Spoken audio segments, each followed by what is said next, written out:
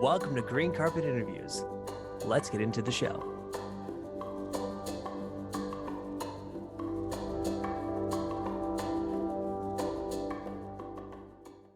Hey everybody, welcome to Green Carpet Interviews. This is the show where we talk about sustainable living, plant-based lifestyles, and interview really cool people. This episode, though, we are just sort of doing a recap and the lessons that we learned from our interview last week, which is with Xav Handfield. It was a really interesting and fun conversation that we had, and there was a lot of things that we can learn to take away from that, and we're just going to talk about that kind of stuff in this episode. So, what do you feel like is, just getting a sense? It was a bit ago, so like, what do you remember from that conversation? Actually, it's interesting because I think at the beginning I had some trepidation a little bit. Hmm. At the beginning before we started. Oh, got it. Yeah, I had some trepidations about because I know Xav is very spiritual, and he loves his church, he loves his community. So I had some trepidations about that. As you know that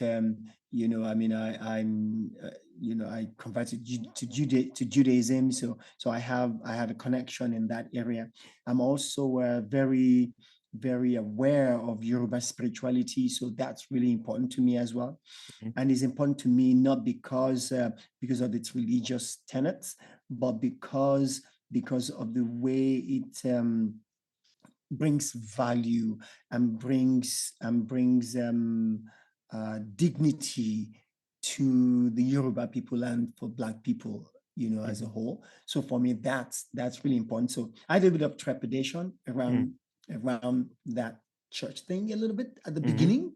Sure. But once Xav came on board and he started really talking, and you could see just how passionate he is about his spirituality and stuff, that was so cool. I mean, I was literally disarmed, and then of course, then knowing that he's Yoruba, so I know, okay, he's there's connection here.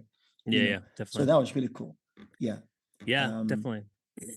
I really enjoyed the, because doing the research and going back and learning about like his his sort of his online presence and how sort of in the community he is, and really having all that experience, from the 20 years of his journey of, moving towards a more, plant-based lifestyle.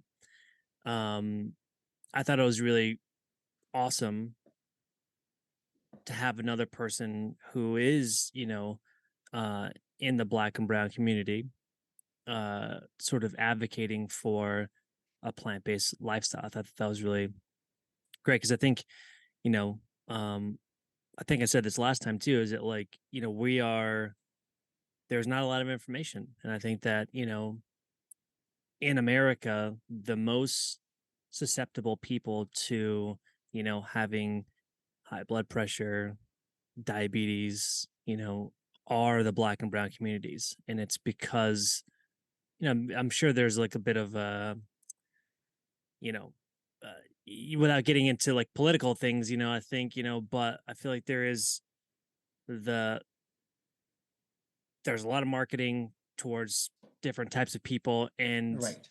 And I feel like the Black and brown communities of America get the shortest end of the stick in terms of like what they're being offered, Yeah, it's interesting that you say that. And I agree. So, yeah, I totally agree. I Um, think to me, it's like the noise that we get, and we have to be careful, about not taking in the noise that's coming at us. mhm, Like you said, like the messaging, for example, all this advertisement and stuff that's coming. mhm, But also we have to be careful not to enter into noisy spaces. mhm. That if we know that it's going to be, we may pick up things that we don't want, like even just food that may be on some shelves that we Can don't you want can you like to. define noise a little bit more? Just So because in I other think I words, understand what you mean, but yeah, so noise as in I mean things that we don't want in our bodies or in our minds, okay. so and it could be food, it could be information, it could be some attitudes, whatever it is that we don't want in our minds or in our bodies, Hmm. I consider noise in this definition, Yeah. and I think to be able to be aware and just get out of those spaces and not be there, or not even step into those spaces if you don't want that type of noise. Mm. And for me, it's not because to say whatever is happening in that space is not is not is not good or kosher, for lack of better way to define what I mean. Hmm. But it's to say that whatever that is a noise that I do not need at this moment in my mind or in my body. Mm. That noise may actually be good for somebody else. It may be what they need right now. And Hmm. so there's no judgment on that noise. It's just that for me, in my journey, in my path towards really being in a calm and healthy state Yeah. of being, that I don't want to be in that noisy space. So that's what I Yeah. meant by that. Yeah, definitely. Um, I would agree. I think that having a um a noise-free environment definitely helps with I mean, I'm sure it helps with a lot of stuff. Totally, Um the there's so I guess there's so much noise and to be honest, there are like, just to kind of go forward with this metaphor, but there are places where it is good to have some whatever the noise that's in this place, whatever, right? Let's say you're going to healthy restaurant or you're just making food at home and you're using, black beans, sweet potatoes, just like these things that are like very good and healthy and whole food plant-based things, that's a very pleasant sound, right? totally, But you know it's harder to distinguish whether something's good or not, like we talked about um that in the interview with him. It's like, you can be vegan, but you can just be eating, Oreos are vegan, right? totally. But like, are Oreos, would you argue that Oreos are good for you? No, not really. Right, So you can have these things, with that ring in a particular sound, and it's like, oh, okay, well, this is a vegan thing. So it's like, oh, cool. Well, that means it must be healthy. But like, how do you sort of decipher, what is a good sound and what isn't a good sound, Um, yeah, it's interesting so too, because I think there's something about I mean, clearly, whatever helps us stay healthy, brings us more healing, as we move forward. Something that does not prematurely hurt us or unalive us. I think things like that, are really as what I call like healthy noise. So maybe perhaps mm, we can break it down further to say, what is health, unhealthy, unneeded, noise, as opposed to a healthier, more a healthier noise that actually promotes better living, you mhm, know, type thing. So, and it's very hard because there's some unhealthy noise that are just fun noise, mhm, but because they're fun doesn't mean that they're not unhealthy. Having sweets or desserty things, type thing. So, but but maybe to bring some unhealthy, noisy stuff and just have a specific time that we say, okay, we're going to have that now, knowing that that means that we have to do the reverse and kind of go through a cleanse of sorts, mhm, you know, to let time pass so that it kind of flushes through our bodies so we get back to our normal progressive state of living, in mhm, a more healthy way. Uh, but clearly, and I think also figuring out the language that we're going to use that that moves us forward and brings us more into this on this path to self-discovery, Hmm. path to more calm, so we can really be what we can be and live a longer, healthier life. Mm. you know um, because clearly, and it is obvious, because sometimes we think, oh wow, if I don't have that amazing dessert, I'm not living. Hmm. But we know that's a myth.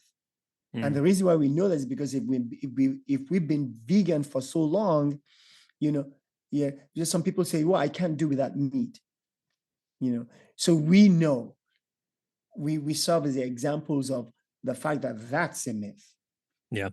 because we certainly can live without it. We Yeah. can still enjoy life without it. And we're not missing meat. So we know the same goes for us to say, hey, you know what? We don't have to have the dessert, Hmm. you know. Um, and I totally get it, Yeah. yeah. I So yeah, I think that, um, it's interesting you said that. I mean, the phrase of if you don't have the dessert, you're not living.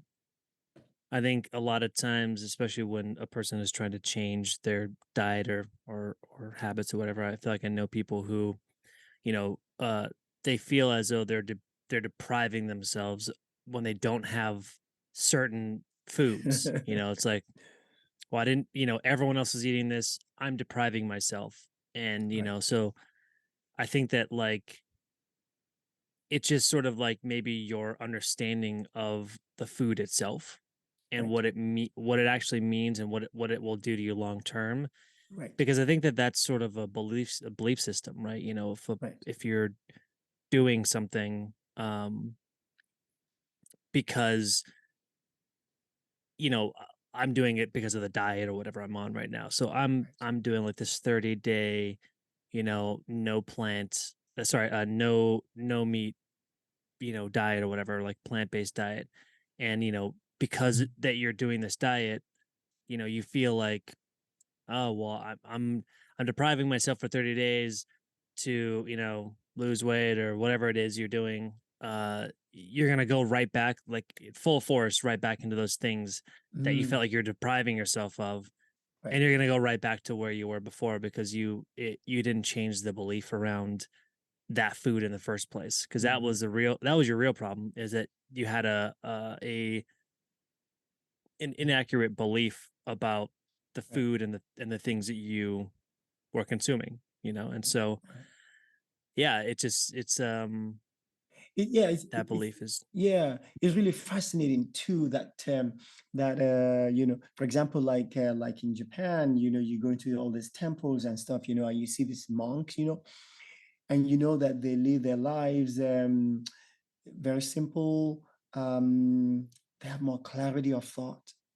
For example, um, it's fascinating to actually see that, but in general public, when we live our lives, we have a lot of activities going on all the time, in fact, when the activities that we have kind of slow down or kind of tapers off, we create more activities just to make sure that the noise level stays high. Mhm. Where you see these monks, they lower that. So when they have activity, they know they have to go back down because Mm. they're trying to stay down in this quiet, calm space, And it's interesting too, because I think not only do I think that their minds and their bodies will be healthier, long term, um, they also have more vivid, the at the cellular level, they're more vibration, they're more vivid, they have more awareness of what's going on. And why do you So I think that can, is? yeah, I think because they're not putting too much disturbance or too much noise or negative, unhealthful foods into their bodies or into their minds. Mhm. And so it's allowing their bodies to function like it needs to function properly at its cleanest state. Mm. And I think that at a cellular level we probably all need to try and achieve that so that we can feel that. Because, for example, like when we go to some, to some a quieter place to actually spend time, you know, getting into the house, all of a sudden, the environment is so calm, and you just stop. You're forced to just stop, and all the material stuff that's been on the mind, I've got to create this and do this and do that, kind of dissipates over time. All of Mhm. a sudden, you just in this environment that allows you to lower the energy, and just really be calmer.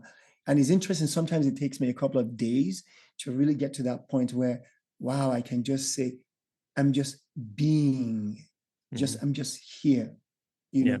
and I don't have to have any activity, or I don't have to be, concerned about trying to create more things, Mhm. which is fascinating to me. So, How do we think that that translates to sort of the average individual, or just people in general, especially in terms of their eating habits and stuff? yeah, I think for me, I think we need to make the goal of returning to the self, the purpose of our lives. Like, I don't think there's anything more important than the self. Like, there's nothing that should be more important to you than your own actual self, whatever that is, that self, that essence, be it your consciousness, your whole body, your mind, your if there's such a thing as a soul, your soul, your spirit, whatever it is, the essence of who you are in all its collective, there's nothing more important. However, they are not on the same hierarchical level.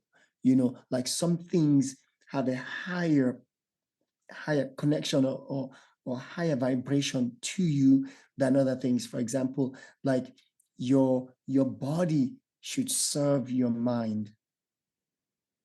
Your mind should serve your essence. So I think in that order, that just part of what we are should be serving, ultimately serving the very bedrock of whatever that is that we are.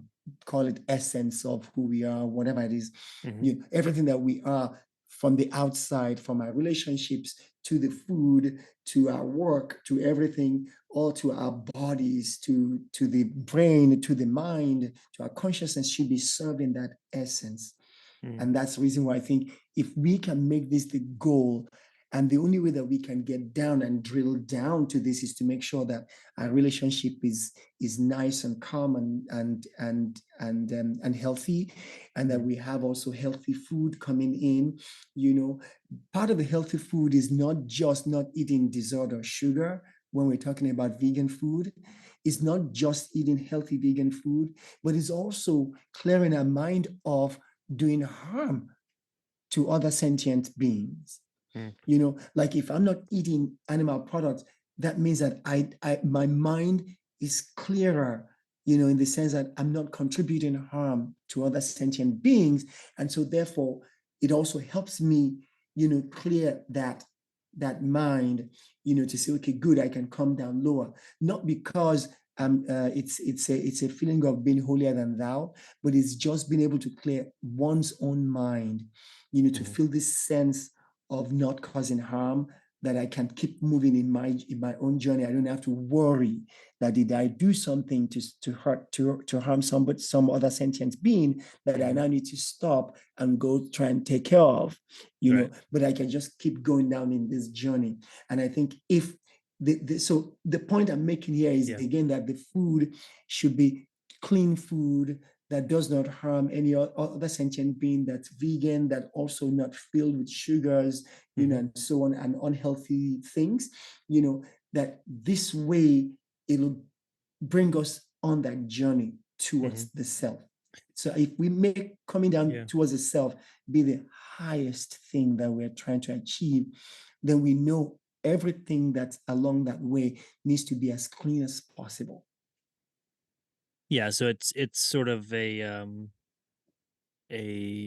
the food as a representation of like some of your values, and the values Right. then help to, fulfill other elements.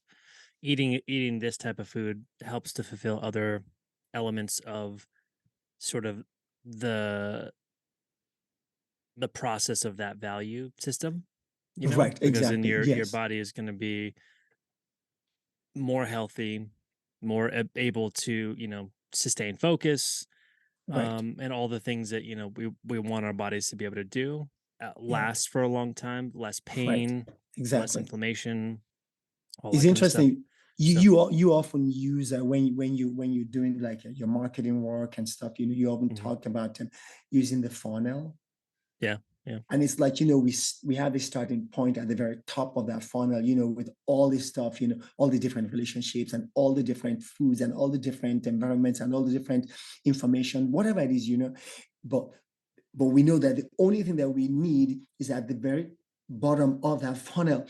Whatever comes out is that we need for ourselves. So hmm, we got to say, what are the things that we don't need in all this, you know, a huge collection of stuff that hmm, that we're going to put through this funnel to yeah, say, okay, this has got to go. That we don't need that. So that way the content gets smaller and smaller and smaller, so it can fit through that bottom hole of that funnel. Then hmm, that's what we need. And I think it's being able to filter all the things that we don't need so we can then get that which we really need. Because a lot of times what we need would take that space at the very bottom of that funnel, that the things that we want does not have space to hmm, be there. Because what we right, want is often the dessert, the unneeded holiday, or whatever it is, you know what I mean, like, hmm, or the unneeded, divisive information that we don't need in our minds, hmm, whatever it is, yeah, and so those things that we are wanting, we need to kind of make sure they also get thrown out of that funnel, so that the things hmm, that we really need is what comes out, right, which would be the healthier foods, the healthy information, the healthy relationship, and hmm, so on. Then we consume that hopefully then gets us on that journey towards being able to have a more calmer environment, more calmer lifestyle. You know, nice. yeah. So Yeah, well, this has been cool. good. I know this is going to be a short one, just to sort of recap on what we talked about before. And thanks again for listening to what we talked about today. Yes, awesome. And we will see you on the next one, where we have another awesome interview with a really cool person, that's Yes, on a journey trying to get always better. always great to do this with you, son. Totally, always. It's Yeah, great. great to do with you too. Yeah, Um, and we'll see you guys next time. See you next time. Thanks for tuning into this episode of Green Carpet Interviews. We hope you found it informative and inspiring. This show was brought to you by Veg on the Edge, our vegan restaurant in Santa Cruz and San Luis Obispo. If you're in the area, be sure to stop by and check out our delicious plant-based dishes. Check out vegontheedge.com for more information. To stay connected with us and learn more about conscious living, follow us on Instagram at Green Carpet Interviews. We love hearing from our listeners and would love to hear your thoughts and feedback. Thanks again for listening, and we'll see you next time on Green Carpet Interviews.